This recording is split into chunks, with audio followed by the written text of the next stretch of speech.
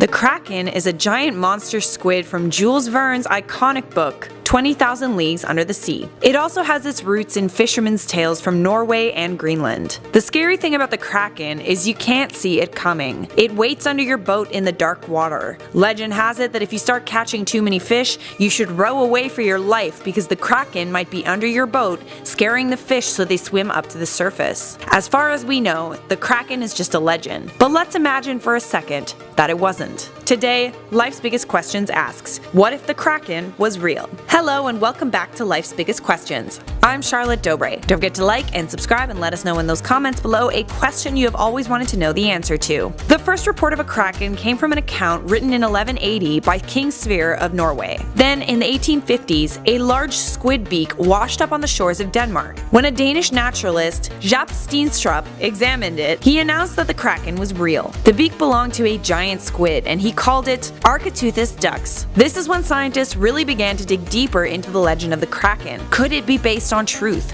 or was it really just a fisherman's tale? It is believed that during the dinosaur era, squids may have been 30 meters long. Perhaps one of these specimens somehow survived when the dinosaurs did not, and kept breeding. According to fishermen who claim to have seen the Kraken, it was the size of a number of small islands, and its back alone seemed to be the length of 1.5 miles. Because of its size, when the Kraken descends back into the depths after sitting on the surface of the water for a time, the motion of its sinking causes a swell in the sea that pulls everything in the vicinity down into the depths with it. Giant squids have long tentacles that they use to grab their prey. Each one of these tentacles is covered in suction cups lined with teeth. If you get snatched by these tentacles, you won't be able to free yourself. Once it has you in its grasp, a giant squid takes small, delicate bites. So needless to say, it would definitely suck to be eaten by a Kraken. So for starters, if the Kraken was real, imagine what that would mean for sea travel. Sea travel was the main way to get around until very recently, especially for the Vikings. If there really was a giant squid, Nordic people may never have invaded much of the world. The entire history of the Vikings might not have occurred. If the Kraken was anything more than a sailor's legend, it is unlikely any of the Americas would have been discovered until aircraft were invented. Let's be honest, if there really was a giant bloodthirsty squid swimming around,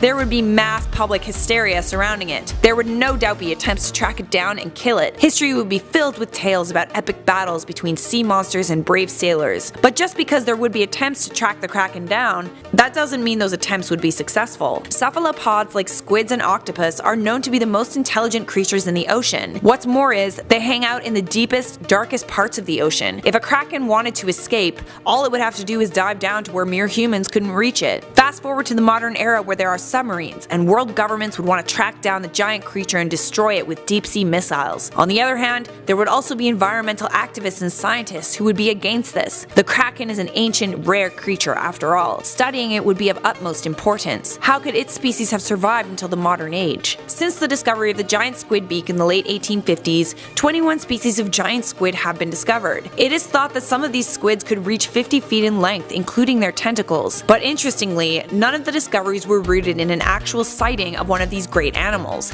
only a piece of them that washed up on shore. The truth is, no one really knows how big giant squids can grow, and they don't really leave the deep ocean. They spend much of their time 400 to 1,000 meters below, and we've only explored about 5% of the ocean. Who knows, maybe the Kraken really does exist and it's lurking in the depths somewhere. Montauk, a cute little seaside village at the end of Long Island in New York. Lovely Montauk is home to 3,326 people. Oh, and a monster, or so the legend has it. But what if the legend was true? What if the Montauk monster was real? The Montauk monster seemingly washed ashore near the business district of Montauk in July 2008. Here's a picture of the unexplained creature that set the internet alight with theories and supernatural speculation. Headlines were rolling in like, "Dead monster washes ashore in Montauk," which, you know, I guess it kinda did. In this respect, the Montauk monster is real. Like the majority of urban legends, there is truth at the center of it. We can't really tell what it is from the horrifying picture taken of it, but according to eyewitnesses, the unidentified creature was the size of a dog. We know it has 4 legs and a tail as well as something that looks oddly beaky, but what is it? Well, that's still up for debate. The term Montauk Monster was coined by cryptozoologist Lauren Coleman, and the name took like a lit match to gasoline. Soon the good people of Reddit and beyond were discussing WTF it was, with no conclusive decision made either way by scientists or crypto theorists, which makes answering this question pretty hard, but we're gonna roll with it. One leading theory is that it is a hellhound, a dog straight from the bowels of hell. So how did it wash up in Montauk? Good question. But if it did, then hip hip hooray, that means the devil is real, and that whole can of worms of implications that comes along with that. Devil. No. Even if that is true, again, I ask, how did the hellish Montauk Monster wash up in Long Island? Is there a hellmouth under there? A portal between our world and Hades? If there is, then what other monsters? What else was spat out? How did the creature end up dead? Is Satan sad? Is it a sign? Perhaps the Montauk Monster is an ocean creature, a species yet undetected in our deep, dark, mysterious, cavernous waters. As they say, 90% of the ocean has been unexplored, so perhaps it is. But again, doubt is cast by the fact that the monster is clearly a mammal and it has a beak, which doesn't look too fishy to me. Where your gills at, mate? Maybe the Montauk Monster is an alien. It looks kinda cooked and bruised, and maybe that's because its spacecraft or vessel fell to Earth in a ball of flames. Long Island is a hotspot for alien spotting, so perhaps this is true. If it was true, would it mean that the Montauk Project theory that has been the focal point of paranoid speculation is actually legit? The Montauk Project theory was perpetuated by UFO researcher Jacques Vale, who amongst others believes that alien experimentation is taking place at Camp Hero or the Montauk Air Force Station. Perhaps this experiment went wrong and the subject died, leading to the alien corpse being dumped in the ocean, only for it to wash ashore. Uh-oh. Well, if that were true, I wonder what other SCP-style creatures they're hiding there, and whether or not their dumped carcasses can explain a few of our other ocean mysteries. Maybe it isn't aliens, maybe it's just regular mad scientist stuff. A few locals speculated that the creature could have come from the nearby Plum Island Animal Disease Center. One variant of the urban legend suggested that the creature feature was a diseased animal, others say it was an experiment gone wrong. Either way, if that's the case, then PETA, People for the Ethical Treatment of Animals, better get down on the scene and sort out this inhumane treatment.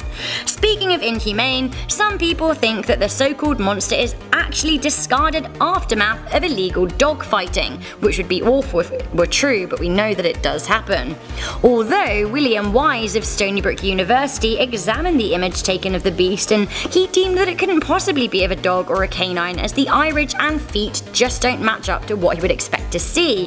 He also ruled out other theories like raccoon, sea turtle, rodent, and sheep. So, what is it? Is it a hoax? Maybe the monster wasn't so real after all.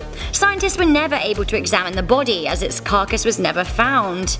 Hearsay says that a local man was thought to have buried the body in a garden, or so it goes, but I'm thinking if the Montauk Monster was real, some high-powered secret agents dressed in plain clothes took the evidence away for examination, a la Roswell.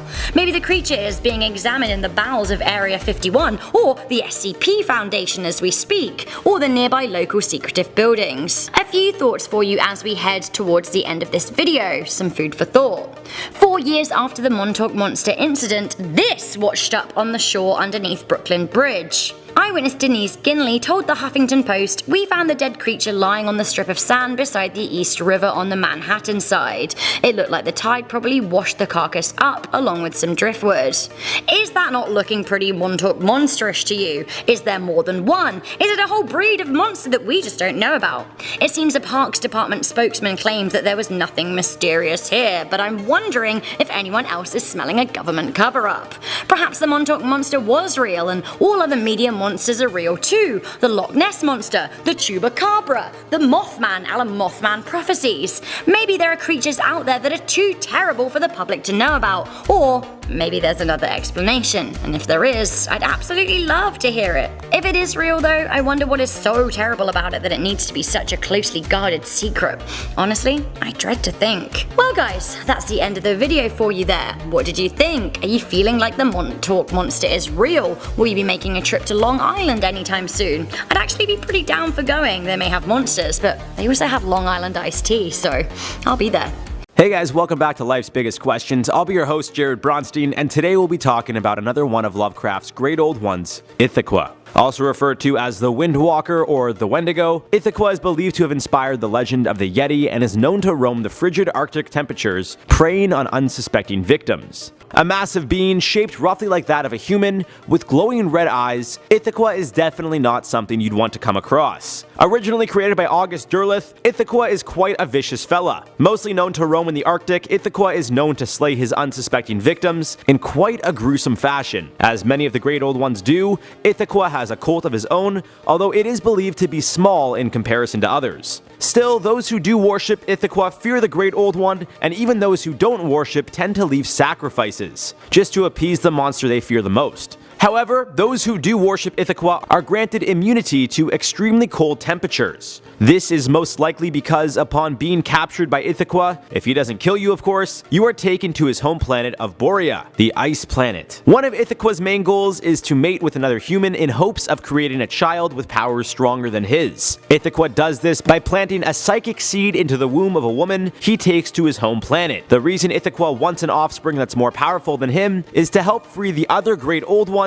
but also to destroy the Elder Gods for good. To this day, all of Ithqua's offsprings haven't been able to reach the potential Ithqua had hoped, but they've also turned on him. To give you a better understanding of Ithqua's powers, in 1718 he destroyed an entire Swedish army. So with all this in mind, how would Ithqua's existence affect the real world? Well, I'm sure you can imagine it wouldn't be a very positive effect. Ithqua would reside anywhere in the world with extremely frigid temperatures, and although he would most likely live in Antarctica, those living in Siberia and Alaska are also known to leave sacrifices for Ithqua just to appease him, which leads me to believe Ithqua wouldn't just roam the Arctic, really anywhere with below freezing temperatures, and most likely somewhere he could find the most unsuspecting victims, which will help grow his cult. And based on the information I got, it seems Ithqua's cult is mostly made up of non-human creatures, which are found in the Cthulhu mythos. However, in our world, these things don't exist, of course, which leads me to believe the following. Ithqua wouldn't necessarily kill all that much on Earth. Instead, he'd take back both men and women to his home planet of Borea. The men would be his slaves, as would the women. However, the latter would be mainly used as a source to help reproduce in hopes of someone birthing an offspring strong enough to aid Ithqua in taking down the other Elder Gods and freeing the Great Old Ones. This would of course be problematic for a handful of reasons. Of course, humans would be getting abducted and taken to another planet. This creature was able to take out an entire army, albeit back in a time where we didn't have the type of weapons we have now. Still, this thing is dangerous. Of course, there's the possibility we nuke Ithqua, but some accounts say Ithqua can walk on the skies as easily as he walks on Earth. Taking down a godly creature like Ithqua would seem to be impossible. And of course, the existence of Ithqua would inevitably mean that both Great Old Ones and Elder Gods exist. So imagine every LBQ we've done on the others and this one combined. It'd be complete chaos. And if Ithqua ever were to find a way to free the Great Old Ones, that'd be even more problematic for us. Having these godly figures rule our universe would certainly eventually lead to the end of humanity as we know it. We'd either end up worshipping one of them or dead. Not sure which one is more ideal, considering how most of the monsters in the Cthulhu mythos aren't the most human-friendly. Simply put, if Ithqua was real, life as we know it would change dramatically. It would confirm the existence of the entire Cthulhu mythos, and it wouldn't be long before the entire human race is enslaved by one of the many leaders Lovecraft either created or inspired. All in all, this would be a bad look for our planet, and we should be thankful that this massive, skywalking, cold temperature-loving beast doesn't exist. And even if it did, just move to the west coast and you'll most likely be okay. Really anywhere warm. I mean, then again, we got the other Cthulhu mythos beings roaming the earth as well, but that's for another video. In the early 1970s, the media had a field day about a creature known as the Boggy Creek Monster, aka the Southern Sasquatch. The Boggy Creek Monster was being reported on in the news because it was accused of attacking a local family, as well as destroying and stalking livestock. Media coverage of the incident made the monster recognizable worldwide. It was given its name by journalist Jim Powell, who was documenting the sightings for the Texarkana Gazette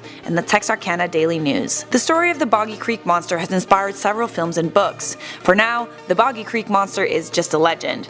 But what if it weren't? Today, Life's Biggest Questions asks, what if the Boggy Creek Monster was real? To better understand what would happen if the Boggy Creek Monster was real, we are going to have to learn a little bit about it. The popularity of the legend has somewhat fizzled out since the 70s, and you may not have ever heard of the Boggy Creek Monster before. So here's what you need to know. According to witnesses, the Boggy Creek Monster resembles a Sasquatch-like creature. It's covered in long, dark, scraggly fur. It's estimated to be between 7 and 10 feet tall and to weigh 250 to 300 pounds. The creature has a huge chest that's 3 feet wide. Later reports from the 1980s it's claimed that the creature was actually much bigger, at least 10 feet tall, with an estimated weight of 800 pounds. Reports and footprints claim that the beast may only have 3 toes, and it seems to be nocturnal. And despite what horror films and books might suggest about it, the Boggy Creek monster seems to be an animal that roams in solitude, with little reason to lash out or kill humans, unless you provoke it, of course. In terms of the way it moves around, occasionally it has been seen galloping and swinging its arms, much like a monkey. Others say they have seen it running. Some witnesses have reported that the Boggy Creek monster, frankly, doesn't smell the greatest. It smells like a combination between a wet dog and a skunk, and for good reason. The Boggy Creek monster roams around an area that is notoriously swampy. The region is essentially acre upon acre of unexplored habitat. Very few people live around there because of the difficult and boggy terrain. Most of the sightings happen in and around the town of Fouke, Arkansas. The town of Fouke only had about 500 inhabitants in the 1970s and only 1,000 in the outlying areas. The Boggy Creek monster is also known as the Fouke monster because it's been seen many times near Fouke, Arkansas. Fouke, Arkansas is in southwest Arkansas in Miller County, which is right on the border of Texas, Arkansas, and Louisiana. The legend of the Boggy Creek monster, or the Beast of Boggy Creek, states that it haunts an area of Arkansas from the Sulphur River bottoms to the small town of Fouke. Over many years, countless witnesses have come forward to report sightings of the creature, as well as sightings of footprints, especially in and around Fouke. For this reason, the Beast of Boggy Creek has become somewhat of a tourist attraction, and it's Fouke, Arkansas's most well-known inhabitant. Recorded sightings began in 1971, but local sightings are believed to have gone back more than a century. Whispers about a large, hairy ape man stalking the south were heard among locals as far back as 1856, but sightings were often mocked and brushed off as nonsense. There were also sightings from the 1940s that were recorded in the area of Jonesville. At the time, the creature was known as the Jonesville Monster. These sightings were not reported to authorities or news outlets. Essentially, reports linked to the Boggy Creek monster have been around since the area had human inhabitants. Then, once the 1970s hit, a couple who had just moved to Fouke, Bobby and Elizabeth Ford, told the media that a creature attacked their new home late at night on May 2nd, 1971. Elizabeth told the media that she thought she heard some sort of animal moving around outside in the night prior. Then, on the night of May 2nd, a hand reached through a screen window where Elizabeth was sleeping on a couch. Her husband and brother Don then chased it away and fired several shots at it, but after the encounter they suffered from mild shock. Apparently Bobby was attacked by the creature and subsequently went to the hospital to be treated for injuries and shock. That was when Bobby's doctor notified the local media, who went to the Ford house. No traces of blood were found, but 3-toed footprints were found near the house, and there were scratches and damage to the porch. The Little Rock, Arkansas's radio station, KAAY, posted a $1,900 bounty on the creature, so attempts were made to track it down and catch it. The local police got involved because locals were scared and concerned. They answered every call that could have led them to the Boggy Creek monster. Still, dogs were unable to follow its scent, and the monster was never captured. Then, about 3 weeks later that month, on May 23, 1971, 3 people said they saw an ape-like creature walking across Highway 71. This time, the creature was spotted by people well known to the community, rather than the Fords who had just moved to Fouke. A few days later, on June 3rd, there was another sighting, and then another later in June, when 3-toed footprints were also found in a soybean field. Most sightings were made by locals as well as tourists who had traveled to Arkansas to find the monster. Respected citizens had reported seeing the Boggy Creek monster even up until modern day. Most recently, in November of 2017, a truck driver traveling south of Fouke saw a large hairy animal moving around upright on 2 legs in a section of forest that was clear cut. Earlier that year, a man and wife driving by Boggy Creek saw a tall, human-looking figure standing by the tree line. Knowing that it could not have been a human, the wife shouted, "What was that?" But her husband could not look back fast enough to see the monster. So what are the chances that the Boggy Creek monster actually exists? Well, there have been track and claw marks discovered that are believed to belong to the Boggy Creek monster. There was a set of footprints discovered where the foot that made them had to be 17 inches long and 7 inches wide. That being said, following the initial Ford sighting, Dr. Frank Schambach of Southern Arkansas University said there was a 99% chance that the tracks were a hoax. He said that the prints could not have belonged to a species of ape because the creature had 3 toes. All primates have 5 toes. Furthermore, the region where the sightings took place has no history of nighttime primates. There were a substantial amount of fake sightings reported, each time the person was fined $59. Unless the Boggy Creek monster is a species of animal we know nothing about, it's probably not real. But hang on just a second. This video is not about whether or not the Boggy Creek monster is real. It's about what would happen if it were real. Let's explore. If the Boggy Creek monster was real, all the inhabitants of Arkansas and the surrounding areas would equip themselves with everything they needed to scare away or potentially kill the monster. Every property would be lined with huge electric or barbed wire fences. Farming and livestock fields would be closed off, as the Boggy Creek monster is known to hunt livestock and attack local dogs. If there really was an elusive Sasquatch-like creature roaming around Arkansas, there would no doubt be attempts to track it down and capture it. Scientists would want to capture it for the sake of study. The discovery of a previously unheard of species of primate would be groundbreaking. Many questions would need to be answered, like how did the Boggy Creek monster come to live in the southern United States? What does it eat?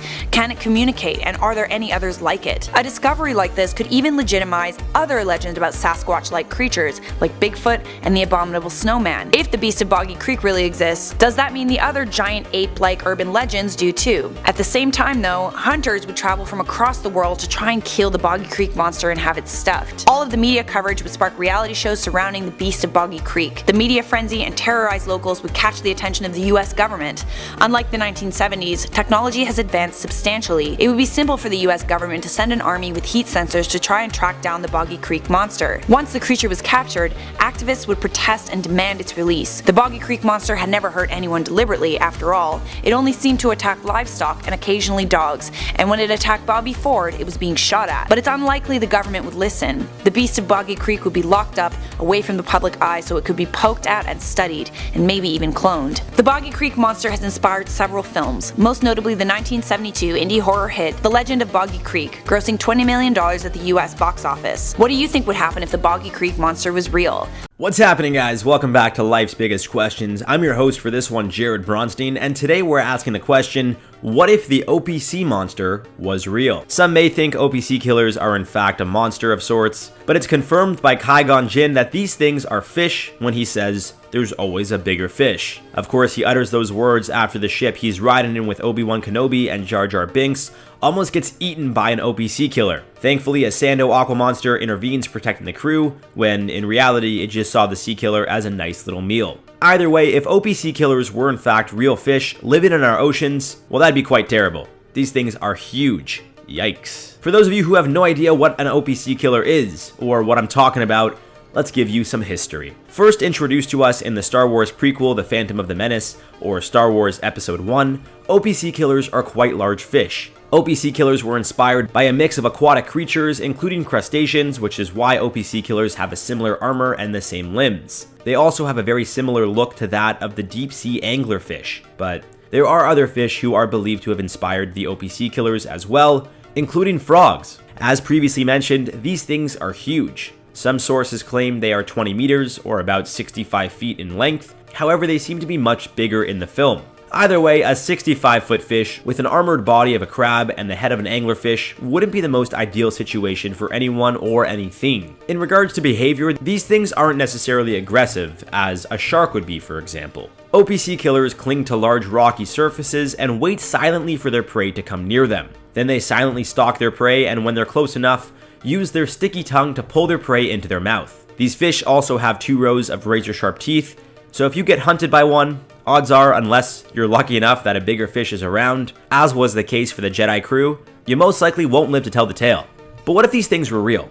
Now, of course, in the Star Wars franchise, Opee killers live in the abyss of Naboo, which is a fictional planet in who knows what universe. But if Opee killers were real, they'd live in the deep abyss of our oceans. We're talking about 13,000 plus feet below, where only the most terrifying and scary looking sea creatures live. There's no doubt in my mind that if the Opee killers were real, they'd rule the abyss, but I'm not sure they'd rule the oceans. Although they would clearly be the largest fish in the ocean, comparable in size to that of the Megalodon, Opee killers probably wouldn't roam waters that are too shallow. Now, there is a possibility that I'm wrong. Maybe they would swim the entirety of the oceans from top to bottom. If this was the case, not only would anything living in the waters be threatened, but our society would be as well.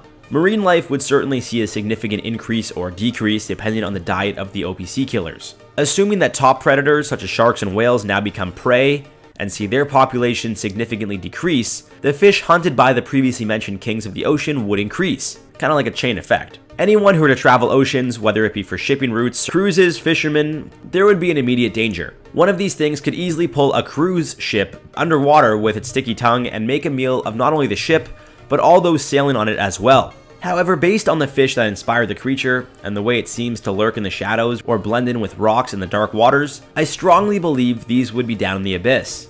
And it seems not all that much is known about the abyss. Of course, we've sent cameras down there, and James Cameron did explore the depths of our ocean, but it seems we've studied space more than we've studied the abyss. It doesn't seem like we benefit much from the abyss, and their creatures, at least that we're aware of. But as previously mentioned, it seems the abyss is so deep below us, there's so much more we need to discover and learn about it. One thing is for sure, regardless if OPC killers lived in the abyss or decided they wanted to come to the most shallow parts of our oceans, they would be terrifying. Now, nothing would be able to take one of those terrifying creatures down, aside from, of course, the Sando aqua monster. North of Great Britain, there exists a small cluster of islands at the cusp of the North Sea and the Atlantic Ocean. They are known as the Orkney Islands, and it's estimated they've been inhabited for 8,500 years. They have a rich history as well as unique traditions and legends. And perhaps one of the most interesting of these legends is the legend of the Finnfolk. Finnfolk are from Orkney folklore. They are sorcerers of the sea who travel from the depths to the Orkney Islands, north of Great Britain and Scotland, in order to capture humans. Finnfolk have an insatiable lust for humans,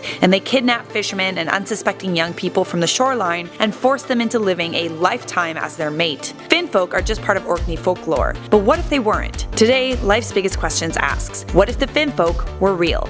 The Orkney Islands were inhabited by both Celtics as well as the Norse. In fact, the islands bear striking similarities to Scandinavian tradition rather than Celtic. Throw in some influence from the Picts and you've got a special culture that's very unique. The Finnfolk are found nowhere else on Earth. They are amphibious sea people that can actually grow legs and walk on land. Finnfolk look a lot like humans. In fact, they are more humanoid than fish, and they are magical beings. They can control the weather and are often blamed for rough seas or praised for blue skies. Occasionally, they ask humans to do them favors, and the reward is a copper coin. Not silver though. Finnfolk love their silver and they will never give it up. Finnfolk are different from mermaids in that they can shapeshift. Their bodies are draped in fins that hang in a way that makes them look like they're wearing human clothing. They can disguise themselves as sea animals, plants, and also floating clothes. Finnwives can appear as mermaids. In fact, they often do appear as beautiful mermaids in order to lure unsuspecting fishermen. So now that you know a little about Finnfolk, let's talk about what would happen if they really existed. If the Finnfolk were real, it's unlikely that the fisherman culture of the Orkney Islands would exist in the first place. It would be far too dangerous to go out fishing. When Finnfolk are out trying to capture humans, they disguise themselves and begin approaching their prospective mate. They float closer and closer until they're close enough to grab them. People would blame every abduction and missing person on the Finnfolk. Once you are captured, they take you to a mysterious, sometimes disappearing island called Hildeland, which means hidden land, where you are forced to spend the rest of your days as their husband or wife.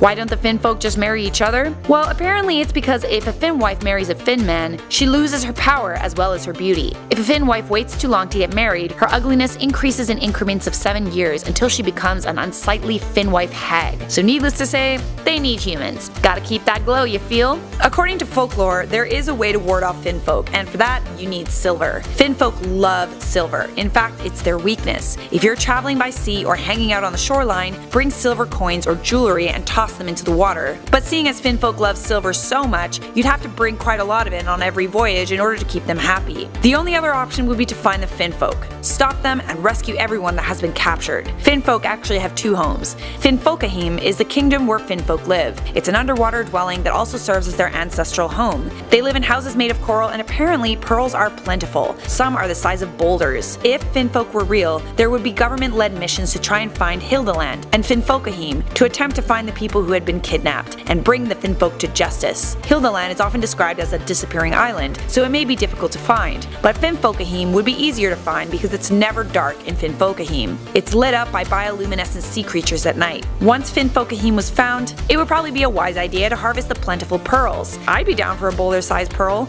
I know exactly where I can put in my apartment. But let's be honest, if Finnfolk were real, it's probably pretty unlikely that early Orkney settlers would have even made it to the Orkney Islands. That part of history would be completely lost. The Finnfolk would have captured everyone that crossed their paths. Not to mention, they would have made sailing next to impossible since they control the weather. What do you think would happen if the Finnfolk were real? The short-faced bear is one of the largest bears we've ever discovered, believed to have been up to 6 feet well on all fours, 11 feet while standing on 2 legs, and with the ability to reach up to 15 feet fully extended, I'm glad they no longer exist. On average, they're believed to have weighed between 1,600 and 1,900 pounds, with some reaching a ton, or 2,000 pounds total. Now that I'm sure we're all glad these things no longer exist, let's have some fun. Today on Life's Biggest Questions, we're going back to our roots of exploring life if we had to coexist with some of history's most terrifying animals. Today we're asking, what if the short-faced bear didn't go extinct? Welcome back to LBQ, guys. I'm your host for this one, Jared Bronstein, and today's video is a doozy. I think it's quite clear that if the short-faced bear didn't go extinct, well then, they would likely be the dominant race, and we'd all bow down to the king bear. Thankfully they did, so instead,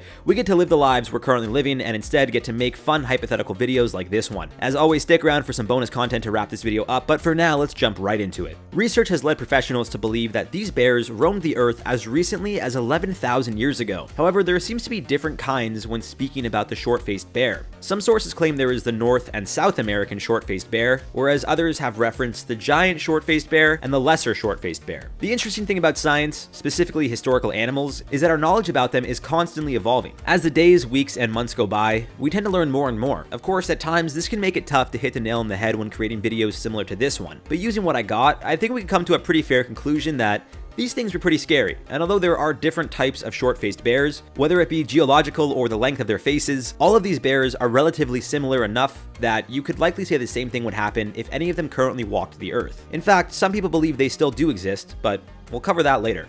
To start, let's talk about where these things would live. It seems North America was the most ideal place for these guys, particularly in the south. What we know as California and Texas was possibly once infested with these beasts, although their fossils have also been found as north as Alaska and the Yukon. Speaking of Canada, to no surprise, these bears are also believed to have roamed from the west coast of Vancouver, likely to the east coast. However, there is also a widespread belief that they could have also found their way to Russia. In fact, some believe in the most northern parts of Canada and Russia, home to some of the coldest winters, these historical bears are still wreaking havoc. Although I certainly hope that isn't the case, we don't have much to worry about because even if they do somehow still exist, which I doubt, they would never come down to interact with humans. Not that they couldn't absolutely tear us limb from limb, but odds are they wouldn't be all that aggressive if they didn't have to. Being so large, you'd think these bears would be an apex predator. And although they likely were one of the apex predators of their times, when it comes to diet, or at least killing method, there seems to be some debate among the scientific community. Some believe the short-faced bear actually didn't have a short face at all, nor did it have long limbs.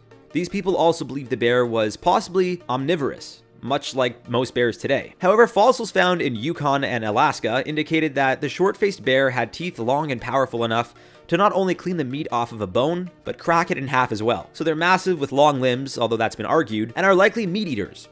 Could they be any more dangerous? Of course they could. Some believe these things were the fastest running bears alive. And although bears aren't necessarily that fast due to their size, it's believed the short-faced bear was able to run up to 40 miles an hour despite being 1,500 pounds. Now, to no surprise, again, this has been argued, with some claiming that the bear's long, thin limbs would help with long-distance paced running instead of an explosive attack similar to that of a lion. Due to this theory, some believe that the bear didn't kill their own prey, but instead used their heightened sense of smell to find carcasses. The bears seem to have large nasal openings, leaving many to believe they would use their sense of smell to find already dead animals to feed on, even if the original predator was still feeding on the prey. A good example of this would be a mountain lion feeding on something it had just killed, only to have the short-faced bear show up. A fight likely wouldn't even break out, as the short-faced bear would easily be able to take the cat down, leading to the cat running off to find itself another meal. The bear now just gets to feast on a freshly killed animal without having to do any of the dirty work. Now, going back to the different kinds of short-faced bears, specifically the North and South American kind, it seems they both progressed and regressed in regards to their evolution. In the South, they started off large and over the years decreased in size. In North America, the opposite happened, with the bear species growing larger as a whole over the years. This is likely due to food supply, and considering how much of northern Canada is more or less untouched, I have no doubts these bears would thrive up there. The same could be said for Russia, at least the parts that are too cold for almost any human to endure. Of course, there are those brave enough to withstand the cold lifestyle of Alaska, and some parts of Russia, but if these bears decided to make a comeback, well, they may have to move altogether. Unlike a lot of previous extinct animals, the short-faced bear coexisting with us likely wouldn't drastically change the life of the average person. Although they are quite large and scary, it's safe to say they wouldn't want to roam into the city and start going through trash cans. Although it's possible and has happened in the past with other types of bears, as we could see, like anything with nature, it's those that can adapt that survive. That's why the South American bear got smaller in size, whereas the North Americans got larger. A lack or influx of food supply will do just that. And naturally, over time, the bears physically have their bodies reshape due to the amount of food they had available to them. Meaning, in today's world, if these guys existed, they'd likely live in areas so far removed from society, we wouldn't even know it. Again, there are some people who do live closer to the woods and nature. For them, this bear could certainly be problematic. Not necessarily because they would be hunted, but simply because adding another species, especially one that is now going to be the apex predator, would completely throw off the entire ecosystem and food chain. As we know, when something like the food chain of an ecosystem is affected, there is a ripple effect that goes down the line. This tends to lead to a spike in the population of one species and a decline of many others. Depending on how much food the bears would eat, as well as what they would eat, would ultimately decide how much their existence would affect our everyday lives. It's possible we see a huge decline in any and all resources that come from northern Canada and Russia, simply out of fear that people don't want to be attacked while working up there. However, it's also interesting to think about how the bears would adapt. With less oxygen as a whole, and the difference in temperatures, odds are these bears wouldn't be able to behave the same way they did 11,000 plus years ago. In fact, their size, demeanor, aggressiveness, diet, all of it would change over the years. As we saw with their bodies physically, these bears clearly knew how to adapt to the given circumstances, which is why they went extinct as recently as 11,000 years ago. Sure, it's a long time ago, but when speaking about fossils and animals, 11,000 years ago really isn't all that long ago. So to say that them being alive nowadays would drastically change our lives as we know it, well, I don't think so. That being said, those living in more remote areas of northern Russia and even Canada may find themselves having to fend off bears that are as tall as they are while walking on all fours. That alone is a scary thought. And although these things would certainly have an impact on the food chain regardless of where it lived, an important factor to keep in mind is that if these things didn't go extinct, that would simply mean they found a way to adapt. As previously mentioned, the northern bears seem to grow in size over the years, while their southern neighbors actually got smaller. Clearly they found a way to adapt while they were still living, and although it's evident that them going extinct shows they weren't able to adapt all that well, if somehow, some way, they managed to never go extinct, well then the opposite would be true. But given what we know, that they changed in size, likely due to a surplus or lack of food, as well as land, respectively, leads me to believe that if they never went extinct, they certainly wouldn't look the way they did 11,000 years ago. Considering how much the Earth as a whole has changed in the past 11,000 years, I'm not even talking about climate change, but even factors like having vehicles such as planes and cars, societies building up cities, states, and countries, the world in general being a completely different place than it was 11,000 years ago would also have an impact on the short-faced bears. I can't say for sure what that impact would be, as I'm not a fortune teller, but based on past evidence, it's more than likely that these bears would not only decrease in size, but may also change their eating habits. Unfortunately, we're still learning about the short-faced bear. So, for example, depending on whether or not they were aggressive and attacked, or simply just used their size to scare off predators who found prey, would possibly determine their eating habits now. Here's what I mean. If they were aggressive and attacked, then it's likely they would be an apex predator, or at least high up on the chain. However, if they used their size to intimidate and they were not all that aggressive, then it's likely, if over the years, their diet were to be changed to a more herbivore diet, and assuming they also decrease in size, they wouldn't be able to feast on other animals the way their ancestors did. Clearly there are a lot of factors here. Assuming the bears never went extinct, ultimately would just go to show that they can survive all types of disasters, from extreme temperatures to wars, plagues. I mean, a lot's happened the past 11,000 years, and although some species have found a way to live through it all, it just goes to show those who survive the longest aren't the smartest nor the strongest, but those that can adapt the best. A Quiet Place is a science fiction horror film directed by John Krasinski. It follows the story of a family facing the struggles of life in a post-apocalyptic world. The family faces monsters that are blind but have a heightened sense of hearing. They can hear absolutely everything, even something as quiet as a cough. The Quiet Place was a huge box office success. It grossed $338 million worldwide. But what if A Quiet Place wasn't just a film? What if A Quiet Place was real? Hello and welcome back to Life's Biggest Questions, the channel that imagines the impossible. I'm Charlotte Dobre, and if you haven't subscribed to Life's Biggest Questions, you're seriously missing out. We cover so many topics from horror films to science, from history to pop culture. And by the way, if you're a fan of this channel, you'll love our sister channel, Inform Overload, where we make news more entertaining daily. The year is 2020 and the Earth is unrecognizable. The Earth's population of animals as well as humans have been wiped out. But they haven't been wiped out by nuclear Armageddon or climate change. They've been wiped out by creatures of unknown origin. These creatures, even though they're blind, have indestructible skin and an acute sense of hearing. And when I say indestructible skin, I mean bulletproof and explosive proof, so you can't kill them with guns or bombs unless they open themselves up and become vulnerable. These creatures are likely space aliens that attack anyone and anything that makes noise, and they can hear noise from faraway distances. An invasion of these aliens would wipe out the world's population extremely quickly. I'd give it a week before all communications are lost. Cities are the first to go because they're extremely loud and populated. The military can't kill these creatures because they're bulletproof and immune to explosives. 1 or 2 months after the invasion, most of the world's population would be wiped out, with the remaining forced to move to rural areas to hide. So what if there really were creatures out there that had wiped out almost all of Earth's population? The only way to communicate with other humans becomes sign language. Deafening silence is all anyone is used to. If you need to cough